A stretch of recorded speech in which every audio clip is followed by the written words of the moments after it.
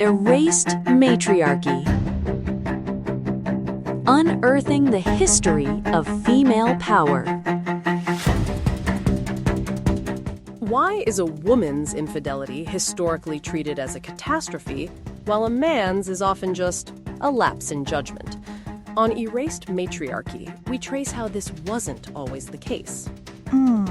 I mean, it's unfair, but isn't that just biology? Men spreading their seed? That is the myth, because if you look at the archaeological record in Sumer, roughly 4,000 years ago, that biology didn't dictate the law. Women were the brewers. They ran the taverns. They owned the land. Wait, they were the business owners?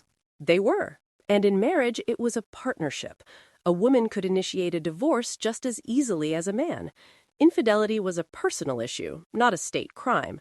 But then, the world changed. Let me guess. Men took over? Babylon took over. Around 1750 BCE, King Hammurabi wrote his famous code. You know, an eye for an eye. Mm-hmm. It was also a life for a womb. Hammurabi made female adultery a capital offense. If a married woman strayed, she was bound and thrown into the river. But a married man, he could sleep with anyone, provided she wasn't another man's property. So he could cheat, but she died for it. Precisely. But here's the twist.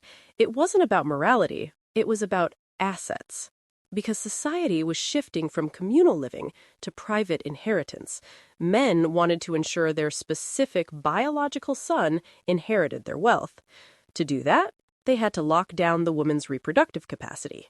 So monogamy was basically an audit strategy? In a way, yes. It gets more explicit with the Assyrians a few centuries later. They introduced the veil into law. To be modest? To be identified as property. The law stated that only wives and daughters of men could veil. Slaves and prostitutes were strictly forbidden from covering their heads. If they did, they were beaten. That is chilling. The veil wasn't religious then. It was a do not touch sign. It signaled that this woman was owned by a man and had inheritance value. Wow. So when we look at strict possessive marriage roles today, we aren't looking at human nature. We're looking at 4,000-year-old legislation designed to protect a bank balance. Ignite your muse with drops of inspiration. Search Musedrops.